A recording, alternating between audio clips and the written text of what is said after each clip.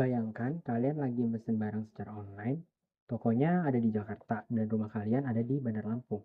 Bagaimana bisa paket kiriman kurir itu sampai tepat ke depan pintu rumah kalian tanpa kesasar ke rumah tetangga? Jawabannya sederhana, karena rumah kalian punya alamat yang jelas dan unik. Nah, di dunia internet juga sama. Setiap kali kita mengirim chat, nonton streaming, atau mabar game online, ada triliunan paket data yang berterbangan. Biar paket data itu nggak nyasar, setiap gadget kita punya alamat digital yang disebut IP address. Halo semua, saya Rajeska dan pada video kali ini kita akan bahas IP address dan subnetting. Pertama-tama, sebelum kita melangkah lebih jauh ke perhitungan yang rumit, kita wajib masuk ke fondasi definisinya dulu. Apa sih sebenarnya IP address itu? IP address merupakan singkatan dari Internet Protocol Address yang merupakan pengenalan numerik unik yang ditanamkan secara digital pada setiap perangkat, baik itu smartphone, laptop, PC, hingga smart TV kalian yang terhubung ke sebuah jaringan. Ibaratnya seperti yang sudah kita bahas di awal tadi, IP address ini adalah alamat rumah digital kita yang memastikan paket data dikirim ke tempat yang tepat. Di era teknologi saat ini, IP address memiliki dua versi utama yang aktif digunakan. Yang pertama adalah IPv4. Versi ini berukuran 32 bit dan ditulis menggunakan kombinasi angka desimal standar yang dipisahkan titik. Seperti contoh di layar, 192.168.1.1. Namun, karena jumlah gadget manusia di bumi ini sudah semakin meledak, para ahli menciptakan versi terbaru yaitu IPv6. Versi ini memiliki ukuran raksasa sebesar 128 bit untuk menampung lebih banyak perangkat baru di masa depan. Berbeda dengan IPv4, penulisan IPv6 ini jauh lebih panjang dan menggunakan kombinasi heksadesimal yang dipisah oleh tanda titik dua. Contohnya seperti deretan angka dan huruf yang kalian lihat di bagian bawah slide ini. Sekarang, setelah tahu gambaran umumnya, mari kita bedah lebih lanjut bagaimana susunan anatomi dari IPv4 di slide berikutnya. Oke teman-teman, sekarang kita masuk ke inti pembahasan kita yang kedua, yaitu membedah anatomi dan struktur IPv4. Seperti yang bisa kalian lihat di slide, IPv4 itu secara total memiliki ukuran 32 bit. Nah, 32 bit ini tidak ditulis panjang secara berurutan begitu saja, melainkan dibagi rata menjadi 4 bagian atau 4 segmen, yang di dalam dunia jaringan komputer biasa kita sebut oktet. Antara oktet satu dan oktet lainnya itu dipisah oleh tanda titik atau dot. Karena 32 bit ini dibagi menjadi 4 bagian, artinya masing-masing oktet memiliki bobot sebesar 8 bit, di mana 8 bit ini setara dengan 1 byte. Biar lebih kebayang, coba lihat contoh alamat IP yang sangat populer ini. 192.168.0.1. Angka 192 di bagian paling kiri bertindak sebagai oktet pertama, angka 168 oktet kedua, angka 0 oktet ketiga, dan angka 1 di paling ujung kanan adalah oktet keempatnya. Setiap oktet ini memiliki aturan desimal, yaitu minimal berada di angka 0 dan maksimal mentok di angka 255. Pertanyaannya, kenapa harus angka 255? Kenapa tidak bisa 256 atau 300? Jawaban erat kaitannya dengan bagaimana komputer membaca data yang akan kita lihat sekarang. Di slide ini, itu kita bakal tahu apa itu rahasianya. Meskipun kita manusia lebih nyaman melihat IP address dalam bentuk angka desimal, seperti contoh di layar, yaitu 185.107.80.231. Mesin atau komputer kita sebenarnya tidak tahu apa itu 185 atau 107. Komputer hanya membaca alamat ini dalam format biner, yaitu deretan sistem angka digital berbasis dua angka yang hanya terdiri dari angka 0 dan 1. Mari kita bedah visual ini. Angka desimal 185 kalau diubah ke bahasa komputer menjadi 10.111.001. Angka 107 menjadi 0.111.011.011. Lalu 80 dibaca 01.01.00.00. Dan terakhir 231 dikonversi menjadi 111.00.111. Masing-masing deretan biner ini panjangnya pas 8 digit bit. Ingat hukum biner di matematika digital, jika 8 bit tersebut semuanya bernilai angka 1, maka jika ditotal desimal hasilnya adalah 128, 64, 32, 168. Ingat hukum biner di matematika digital, Jika 8 digit bit tersebut semuanya bernilai angka 1, maka jika ditotal ke desimal hasilnya adalah 128 tambah 64 tambah 32 tambah 16 tambah 8 tambah 4 tambah 2 tambah 1. Hasilnya 255. Itulah alasan mengapa nilai desimal dari oktet IP tidak akan pernah bisa melebihi angka 255. Total gabungan keempat oktet biner ini pas membentuk kombinasi 4 byte atau 32 bit data. Berikutnya, karena jumlah perangkat di dunia ini sangat banyak dan bervariasi, mulai dari komputer rumah perkantoran hingga jaringan perusahaan raksasa, maka untuk mempermudah alokasi dan pengaturannya, para ahli membagi IPv4 ke dalam 5 kelas berbeda. Pembagian kelas ini mutlak ditentukan berdasarkan rentang angka yang ada pada oktet pertamanya saja. Seperti yang tertera di slide, kelas A memiliki rentan IP desimal oktet pertama dari 1 sampai 126 dan 127 dicadangkan untuk keperluan khusus dengan subnet max default 255.0.0.0. Kelas ini ditunjukkan untuk jaringan skala sangat besar. Kelas B rentangnya dari 128 sampai 191 dengan subnet max default 255.255.0.0. Biasanya digunakan untuk jaringan skala menengah. Kelas C rentangnya dari 192 sampai 223 dengan subnet max default 255.255.255.0. Kelas inilah yang paling sering kita gunakan untuk jaringan lokal atau lab komputer skala kecil. Kelas D rentangnya dari 244 sampai 239.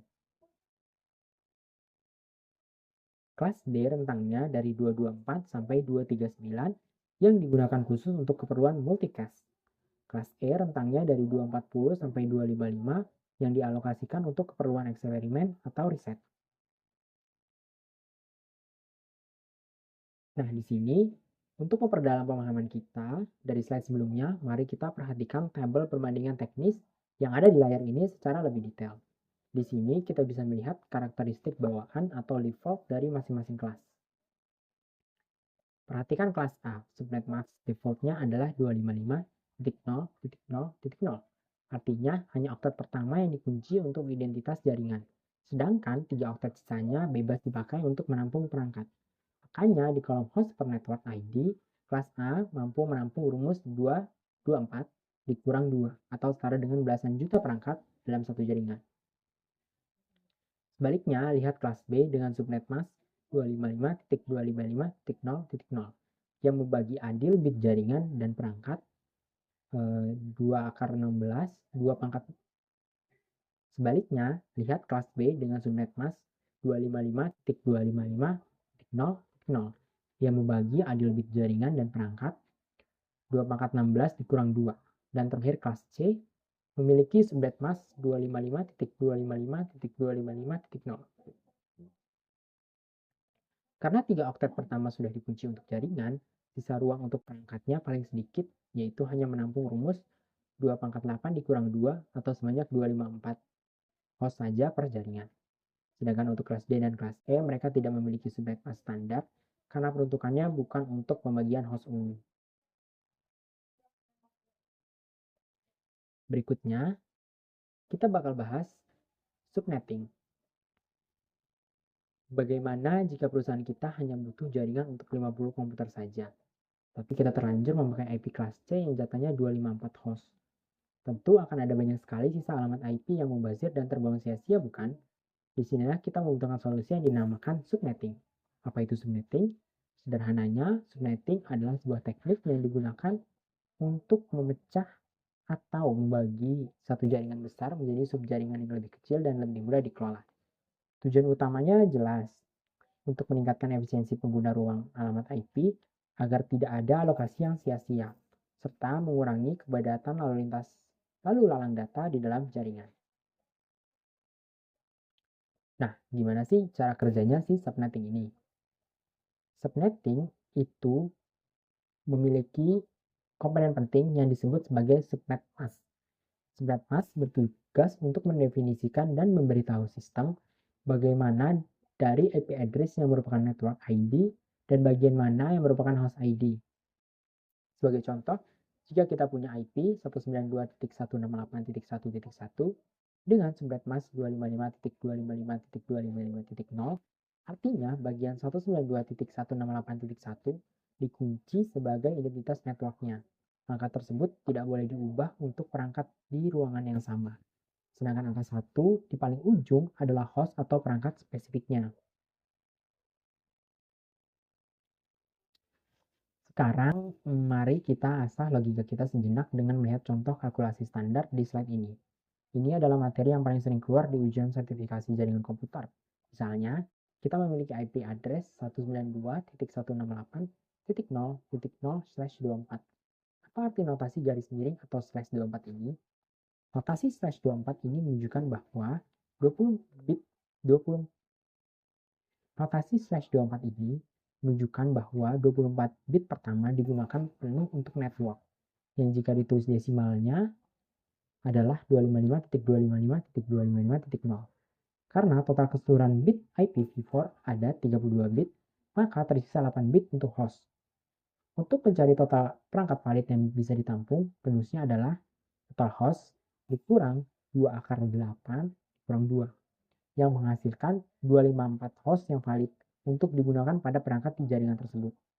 Mengapa wajib dikurangi 2? Karena IP pertama yaitu 192.168.10.0 dipakai sebagai alamat network untuk identitas jaringan itu sendiri. Dan IP terakhir yaitu 192.168.10.255 digunakan sebagai alamat broadcast untuk mengirim sinyal ke semua perangkat sekaligus. Mungkin di antara kalian ada yang bertanya-tanya, kenapa sih arsitek jaringan di perusahaan besar repot-repot melakukan perhitungan rumit semetik ini? Jawabannya ada 3 poin krusial. Yang pertama ada efisien, use IP address, membantu mengoptimalkan pengguna IP address agar tidak ada slot IP berharga yang terbuang percuma pada jaringan. Yang kedua ada reduce broadcast traffic, yaitu membantu meningkatkan performa jaringan secara keseluruhan dengan cara memangkas dan mengurangi penumpukan lalu lintas data broadcast yang tidak perlu. Dan yang terakhir ada provides better control over network traffic and routing, yaitu memberikan kontrol yang jauh lebih baik kepada administrator jaringan untuk memetakan dan mengatur rute perjalanan data. Sebagai pelengkap dari poin penting sebelumnya, di dunia IT profesional ada 3 argumen utama mengapa subnetting ini sangat penting. Yang pertama tentu efisiensi, yang kedua ada security, dan yang ketiga ada scalability. Efisiensi membantu mengoptimalkan pengguna IP address agar pas dengan kebutuhan real di lapangan tanpa ada sisa slot yang terbuang. Security mengisolasikan antar sub jaringan. Kita bisa membatasi akses data sensitif, misalnya data keuangan, dari pihak luar atau dari segmen jaringan lain yang tidak berkepentingan. Dan yang terakhir ada scalability, membantu jaringan tumbuh lebih teratur, organisir, dan mudah dirawat jika terjadi gangguan sistem. Kesimpulannya, memahami konsep IP addressing membantu kita tahu bagaimana perangkat diberi identitas unik agar data tidak salah kirim. Sedangkan teknik subnetting memastikan pengelompokan alamat tersebut berjalan dengan efisien, aman, dan berkinerja tinggi. Semoga penjelasannya mudah dipahami dan bermanfaat untuk kita semua. Terima kasih atas perhatiannya. Sampai jumpa lagi di materi berikutnya. Bye-bye.